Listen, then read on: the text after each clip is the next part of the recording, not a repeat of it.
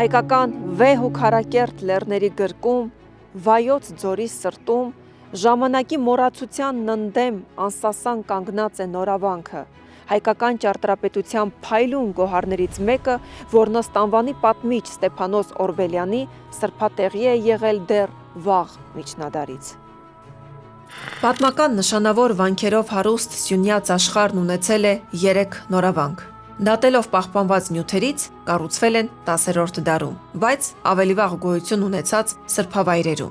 Բղենո նորավանքը գտնվում է Որոտան գետի մոտ, Տաթևից արևելք, որտեղ ստեղծվել է նշանավոր Էջմիածնի ավետարանը։ Երկրորդը Վայոց ձոր գավառում, Սուրբ Փոքասի հին սրբավայր մատուռի մոտ գտնվող։ Հետագայում 13-րդ դարի վերջին որպես Սյունյաց եպիսկոպոսանիստ հռչակված նորավանքն է, որը նոր շրջանում մոտակա գյուղի անվան զուգորդմամբ հաճախ կոչվում է նաև Ամաղոբ կամ Ամաղու նորավանք։ Եվ վերջապես նույն գավառում, բայց ավելի բարձրադիր տեղում գտնվող նորավանքը, որը նախորդից զանազանելու համար հիշատակագիրները հաճախ կոչում են վերին նորավանք։ Այն եղել է նշանավոր ուսումնակրթական եւ կրթության կենտրոն։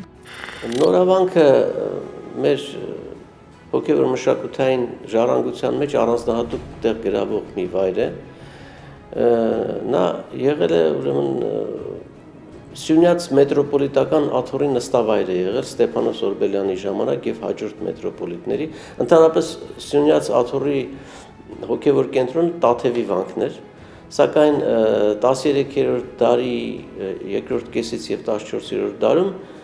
մետրոպոլիտական աթոռը տեղափոխվեց Նորավանք։ Նորավանքը հայկական առաքելական վանական համալիր է։ Հայաստանի Վայոց ձորի մարզի Արենի համայնքի Ամաղու գյուղից 3 կիլոմետր հարավ-արևելք։ Կառուցվել է 13-ից 14-րդ դարերում։ Արենի արևաշող բլուրներից ընդամենը 3 կիլոմետր դեպի հարավ-արևելք Նորավանքը բացում է իր հնագույն դռները դեպի 13-ից 14-րդ դարերի պատմական ու հոգևոր ժառանգություն, որտեղ մինչ օրս զգացվում է սրբության շունչը։ Նորավանքը ոչ միայն աղոթքի վայր է, այլև հայկական մշակույթի ու ճարտարապետության բարձրակետը, որտեղ համադրվում են հավատքը, արվեստը եւ պատմությունը։ Նրա խաչքարերով զարդարված պատերը, նշանավոր Սուրբ Աստվածածին եկեղեցին ու ճարտարապետ Մոմիկի նուրբ ձեռագիրը շարունակում են հիացնել այցելուներին, հիշեցնելով մեր ժողովրդի հոգևոր ու ստեղծագործ ուժի մասին։ Նորավանքի առումով Մոմիկի գործունեությունը բավական հետաքրքիր ու լայնածավալ է, քանի որ նա աշխատել է այդ վանական համալիրում որպես թե քանդակագործ եւ որպես ճարտարապետ, քանի որ հայտնի Բուրթելաշեն երկհարկ դամբարան եկեղեցին հենց կապված է Մոմիկի անվան հետ որպես ճարտարապետի։ Համալիրը բաղկացած է Սուրբ Կարապետ եկեղեցուց, որը այժմ այսպես կիսա վերվիճակում է, որտեղ ինքը հնագույն եկեղեցին էր եւ կառուցված է անմշակ քարով։ Նրանից հետո կառուցվել է Սուրբ Ստեփանոս նախավկայի եկեղեցին, մեծ եկեղեցին, որ այժմ գործում է, որտեղ պատարակներ են արվում։ Հետո կառուցվել է նրա գավիթը, մեծ գավիթը, որտեղ իդեպ հենց գավիթի մուտքի առաջ ուղարկավորված է Ստեփանոս Օրբելյանը, նրա տապանակարը հենց մուտքի անմիջապես դիմաց է գտնվում։ Հետո կառուցվել է Սուրբ Գրիգոր այդ եկեղեցի տապանատունը կամ Սմբատի տապանատունը։ Եվ 4-րդ եկեղեցական կառույցը Բուրթելաշեն Սուրբ Աստվածածին երկհարկանի եկեղեցի դամբարանն է։ Ըստ էության, փաստորեն 4 եկեղեցիներից 2-ը դամբարան են, գավիթը նույնպես դամբարան է, եւ սա փաստորեն Սյունիքի Օրբելյան իշխանների տան եւ եպիսկոպոսների եւ նշանավոր ազնվականների ուղարկավորության վայրն էր, եւ դրա համար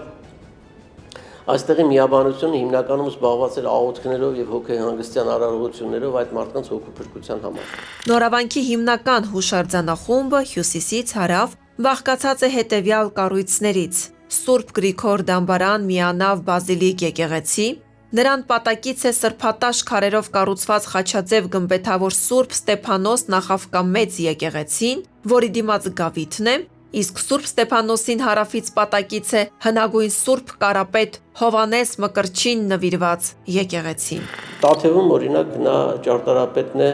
Ստեփանոս Օրբելյանի կառուցած Գրիգոր Լուսավորչի եկեղեցու։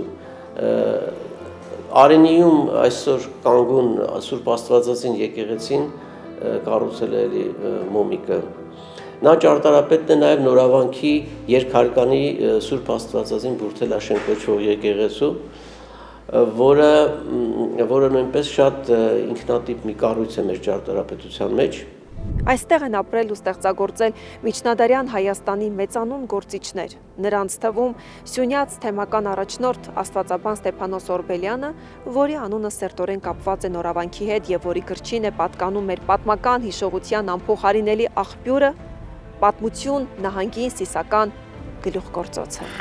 Նորավանքը հիմնադրել է Վահանավանքի վանահայր Հովանես եպիսկոպոսը, որը 1105 թվականին այստեղ հաստատվելով ընդլայնել է վանքի տարածքները, հավաքել ճգնակյաց վանականներին եւ սելջուկ իշխաններից ստացել է հրամանագրեր, որոնցով Նորավանքը ճանաչվել է եպիսկոպոսանիստ կենտրոն։ Հաջորդ 2 դարերի ընթացքում Սյունիքում իշխող Օրբելյանների աջակցությամբ վանքը զգալիորեն զարգացել է դառնալով կարևոր հոգևոր, կրթական ու մշակութային կենտրոն, ինչպես նաև Օրբելյանների տոհմական գերեզմանատունը։ Նորավանքի նշանավոր եկեղեցին, որ հայտնի եւ սիրված է ժողովրդի կողմից, դա Բուրթելաշեն կամ Սուրբ Աստվածածին երկհարկանի եկեղեցին է։ Կառուցվել է 1339 թվականին Բուրթել իշխանի ֆինանսավորմամբ։ Ինքը, ինչպես արձանագրությունն է ասում, ես եւ իմ ընտանիքը, իմ կնոջ եւ իմ զավակների արդար վաստակով կառուցեցինք Բուրթելաշեն այս երկհարկանի եկեղեցին։ Եկեղեցու առաջին հարկը դամբարան է, որտեղ թաղված են Օրբելյան իշխանական տան անդամները, եւ երկրորդ հարկը բուն եկեղեցին է, որտեղ որ պատարակներ եւ պաշտամունք է մատուցվել։ 1238 թվականին Նորավանքը ավաղ չվրիպեց մոնղոլական արշավանքից ենթարկվելով թալանի ու ավերածության, սակայն Աղախանի ու Օրբելյան իշխան Էլիկումի միջև ձեռքբերված հաշտությունը բերում է ցանկալի խաղաղությունը, որը հող նախապատրաստեց վանքի վերակառուցման եւ հոգեվոր վերածնման համար մինչև Լենգ Թեմուրի ավերիչ արշավանքները։ Նորավանքը միջնադարյան Հայաստանի նշանակալի մշակութային կենտրոններից էր, որը սերտ կապերով միավորված էր հոգևոր ու կրթական մյուս օջախների, Գլաձորի համալսարանի, Տաթևի վանքի եւ այլ հաստատությունների հետ։ Վանքի պատմությունը անկախտելիորեն առնչվում է միջնադարյան նշանավոր ճարտարապետ եւ քանդակագործ Մոմիկի անվան հետ։ Ենթադրվում է, որ 1286 թվականին Կիլիկիա կատարած իր այցելության ընթացքում Ստեփանոս եպիսկոպոս Օրբելյանը Մոմիկին հրավիրել է Վայոց ձոր, որտեղ նա կարճ ժամանակ անց հիացրել է բոլորին իր հմուտ քանդակագործությամբ եւ խաչքարերի արվեստով։ Ստեփանոս Օրբելյանը եւ Մոմիկը միասին սովորել են Գլաձորի համալսարանում եւ հենց այդտեղից էլ Ստեփանոս Օրբելյանը տեսնելով նրա շնորհքը Մոմիկին վերցրել է իր մոտ եւ դարձրել է Օրբելյանների իշխանական տան ճարտարապետ նկարիչը։ Մոմիկը ինքնատիպ մտածող ճարտարապետ էր եւ օրինակ այդ երկհարկանի եկեղեցիների ձևը գոյություն ուներ նաեւ նրանից առաջ, օրինակ Եղվարդի եկեղեցին, որը այդպիսին է, ավելի վաղ է կառուցվել, բայց նա կարողացավ այդ ճարտարապետական երկհարկանի ձևը բերել շատ ներդաշնակ մի վիճակի եւ այդ աստիճանների ուրեմն հատվածը այնպես կառուցել, որ երբ մենք նայում ենք, իսկապես բացառիկ ներդաշնակություն է այդ հարկերի միջև։ Եթե ուրիշ տեղերում այդ երկհարկ եկեղեցիները շատ վերասլաց են, այստեղ իրենք ավելի կուռ կառուցվածք ունեն։ Ավանդությունը վկայում է, որ Մոմիկը սիրահարված է լինում Սյունյաց իշխանի գեղեցկուհի դստերը, վերջինս էլ նրան։ Երբ իշխանն իմանում է այդ մասին, Մոմիկի հետ պայման է կապում։ Աղջիկս քեզ կտամ, եթե 3 տարում ինձ համար մի նոր գեղեցիկ վանք կառուցես։ Իհարկե սա ավանդազրույց է ժողովրդական, քանի որ մենք գիտենք, որ Նորավանքի կառուցումը Մոմիկին է վերագրվում եւ նրա ճարտարապետական, կենսագրական պատմության մեջ ամենաուշագրավ ու ազդեցիկ եւ նաեւ մեր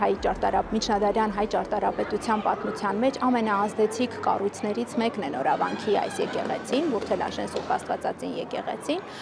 որը մոմիկը միգուցե սկսել է կառուցել, բայց ավարտին չի հասցրել, քանի որ մահն է վրա հասել, որովհետև կառուցման տարեթիվը որպես 1339 թվական գիտենք ըստ հիշատակության, սակայն մոմիկը մահացել է 1333 թվականին։ Դա իհարկե չի խանգարում վերագրել կառուցումը մոմիկին, որովհետև նա կարող էր սկսել ճարտարապետությունը, կառուցումը եւ հետագայում շարունակվեր իր օգնականների եւ աշակերտների կողմից։ Երիտասարդ վարպետն ընդունում է այդ դժվար պայմանը եւ սկսում իր մեծագործությունը, օր ու գիշեր քրտնաջան աշխատելով, ապարաժներից քարեր կտրելով ու տաշելով։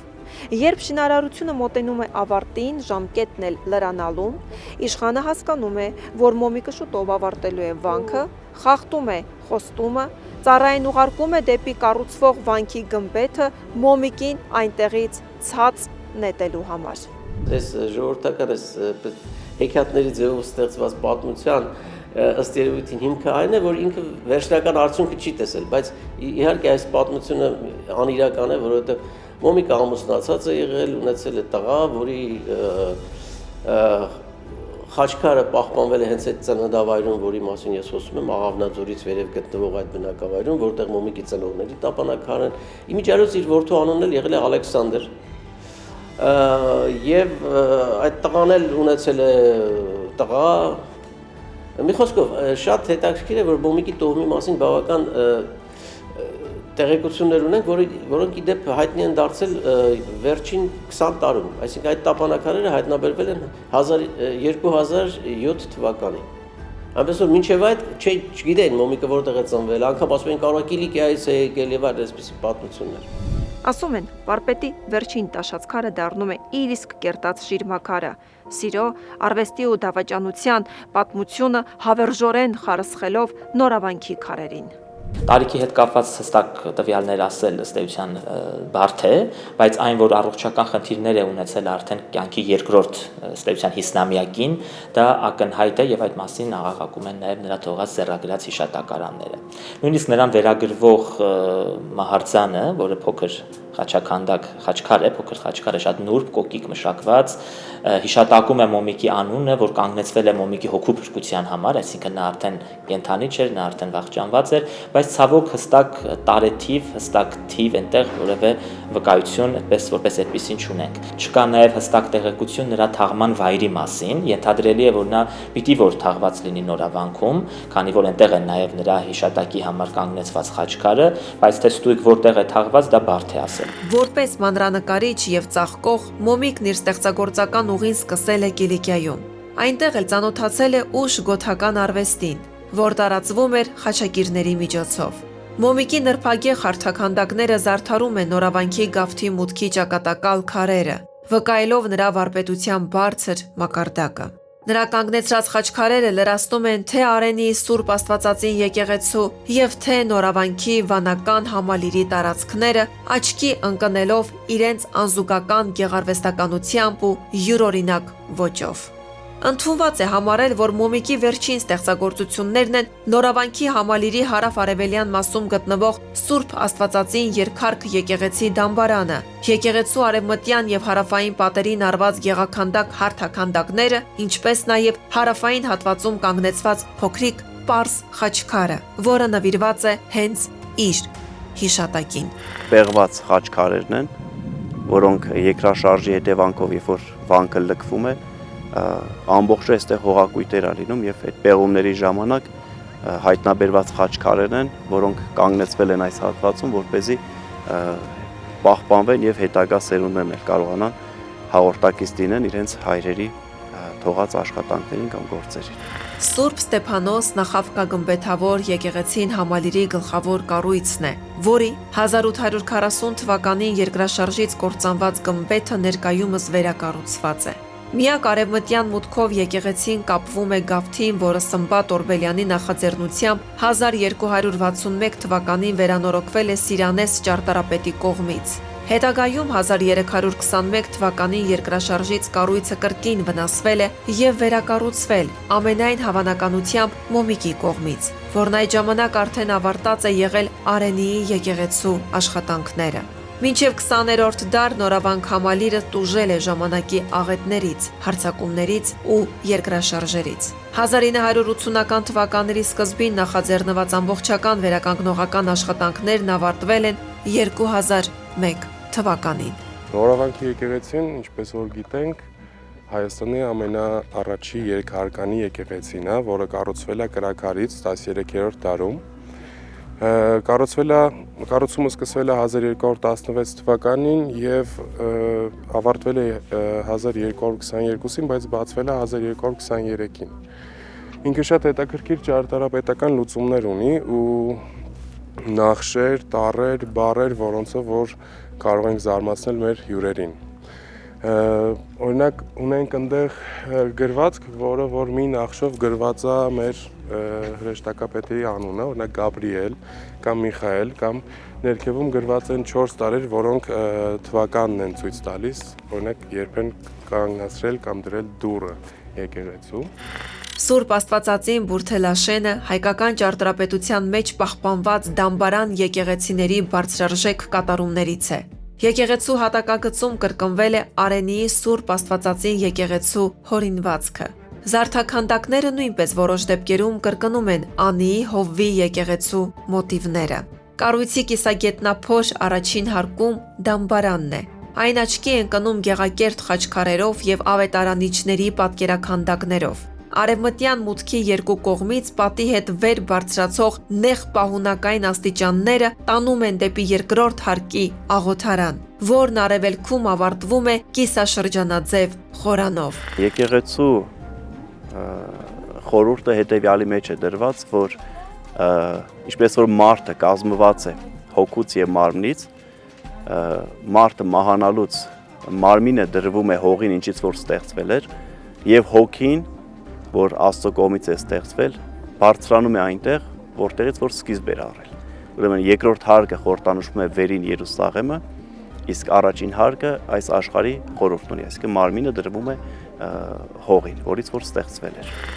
Եկեղեցու ճակատներին արված են հարթաքանդակներ, որոնք առանձնանում են ծեփածո կլորավուն քանդակներով, կամարներով եւ մեծաչափ խաչերով։ Արևելյան ճակատին պատկերված է Օրբելյան իշխանական տան տոհմանշանը, արծիվը, որի մագիլներում եղնիկ է։ Հյուսիսային եւ հարավային ճակատների լուսամուտի բացվածքները պսակում են կամարաձև ծեփածո զարդաքանդակները։ Դամբարանային հարկի եւ երկրորդ հարկի երկու հարթաքանդակները նույնպես հեղինակել է Մոմիկը։ Առաջինը պատկերում է գահին բազմած Քրիստոսին գրկած եւ հրեշտակապետերով շրջապատված Սուրբ Մարիամին։ Պատկերաքանդակի երկու կողմերում պահպանված հայկական տառերը վերծանվում են Գաբրիել եւ Միքայել։ Ինչպես վաղ գոթական քանդակներում, այս քանդակախմբում եւս կիրառված են դիմային արտահայտությունները, կենթանություն հաղորդող հագուստի ցալքերն ու տարածական պատկերները։ Առանձնապես արտահայտիչ է մանկան պատկերը, շարժման մեջ գտնվող ձեռքերով եւ ոտքերով։ Ուրեմն արևելյան պատի վրա պատկերված է ջանկող արծվի մի քանդակ, որը երկար ժամանակ համարվել է օրբելյանների զինանշան, բայց իրականում զինանշան չի, այլ փրկagorցության խորհրդանիշ է, այդ մահացածի հոգին է, որ արծիվը տանում է երկինք, իսկ արծիվը տվյալ դեպքում հրեշտակի խորհրդանիշն է, եւ ինչի եմ սա ուզում շեշտել, որովհետեւ շատ ուրիշ եկեղեցիներում, Պրոշյանների Թանահատի վանքում,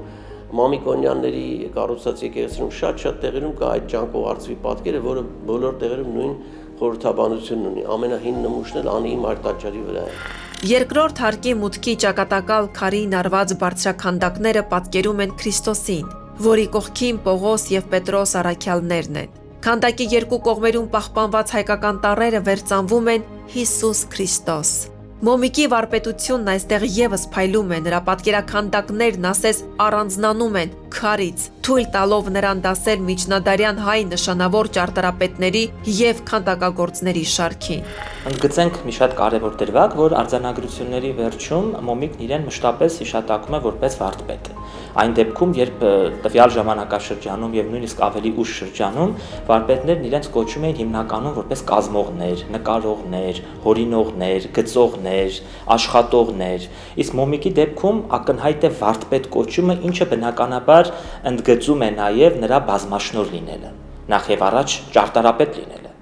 Այս առումով բնականաբար հեռու չգնանք եւ հիշատակենք նրա ձեռակերտը համարվող եւ նրա ստորագրությունը կրող Արենիի Սուրբ Աստվածածին եկեղեցին, որի մուտքի բարավորին պահպանվել է Մոմիկի հենց անվանագիր արձանագրությունը պատկերաքանդակին կից, որտեղ նշվում է ոչ միայն երկրաշարժ լինելու մասին հիշատակությունը, որ այդ թվականին 1321 թվականին շարժ եղավ, այլև դրան հաջորդում է վարպետի ստորագրությունը Մոմիկ վարդպետ։ Այսինքն սա մեզ լավ հիմք է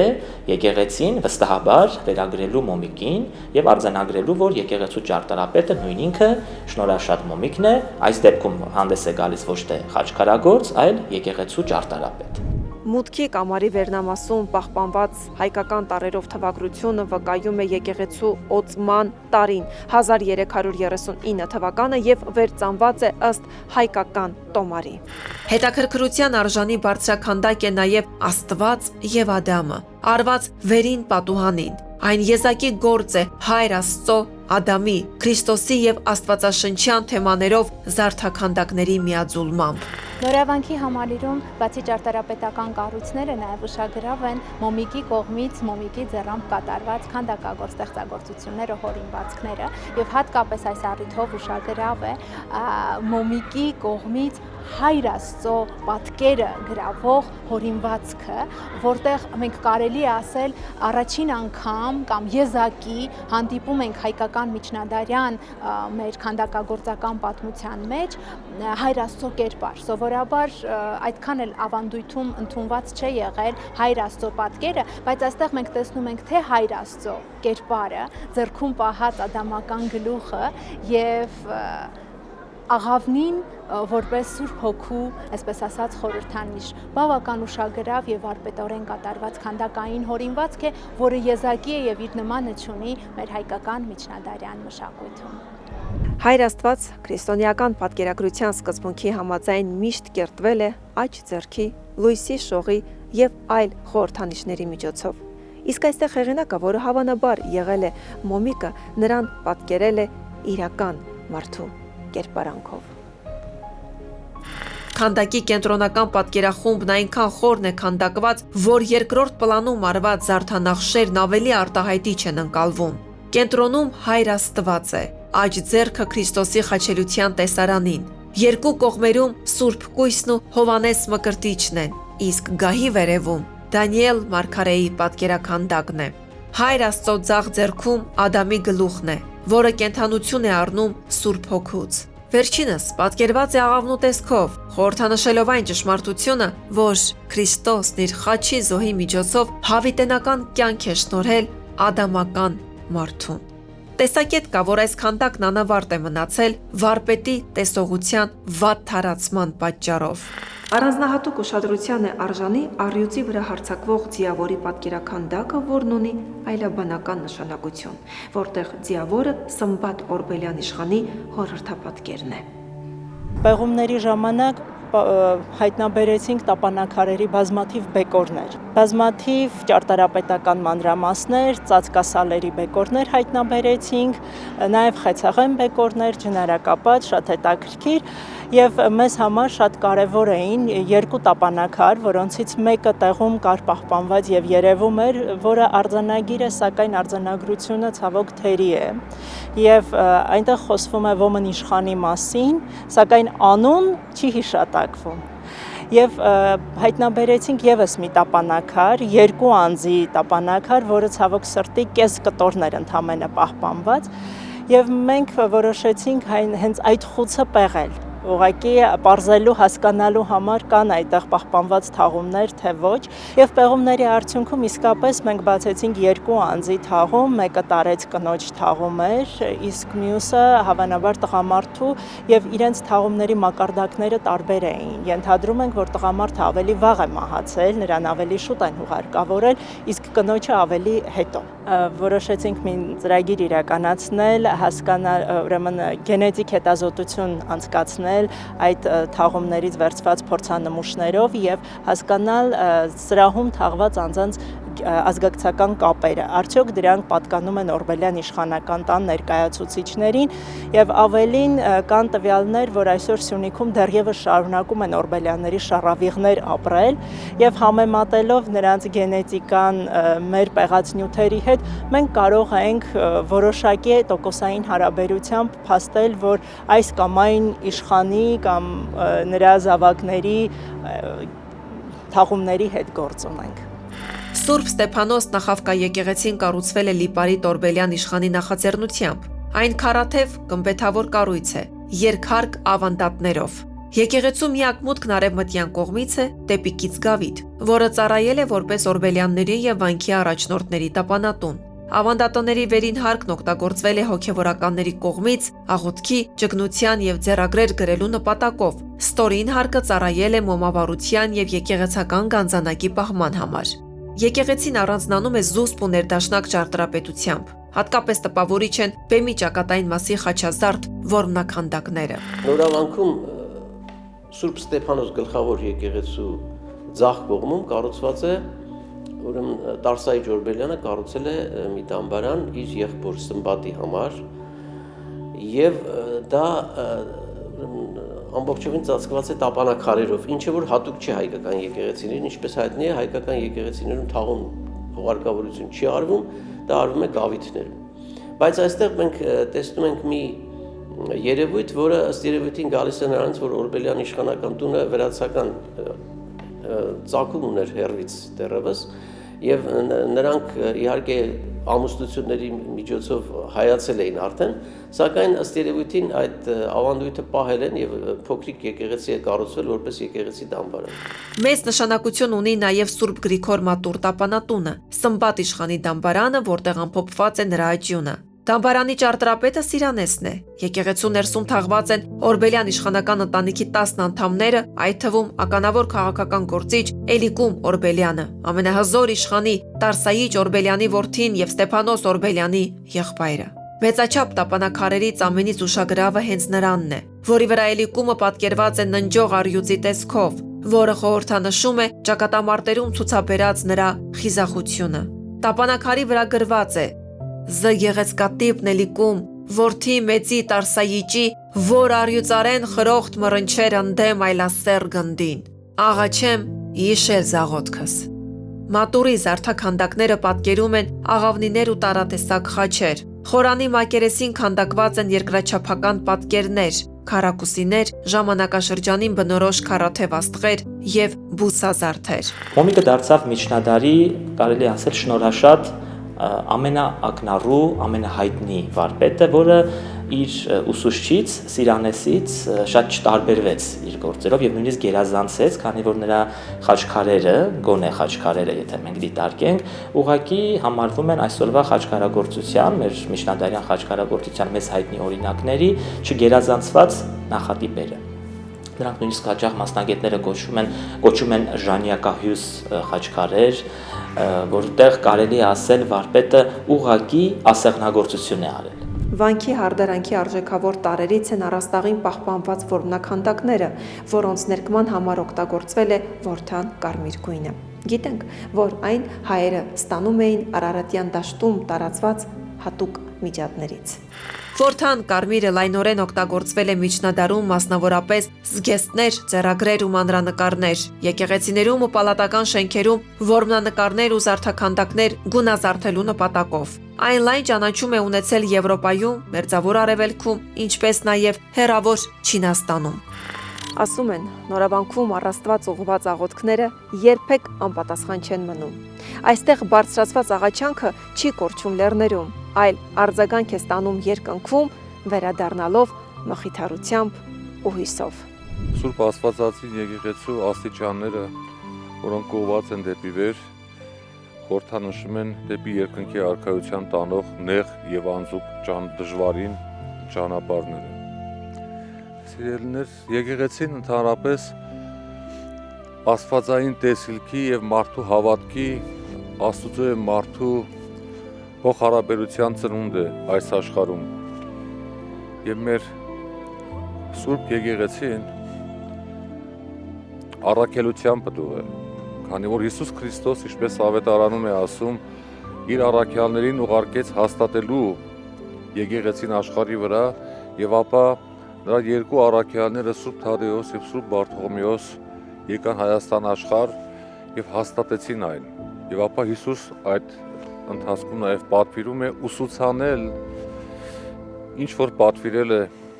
իր աշակերտներին, ինչ որ ուսուցանել է։ Իսկ մի խոսքով եկեղեցին Քրիստոսի լույսի, քրիստոնեական մաքրության, քրիստոնեական կյանքի,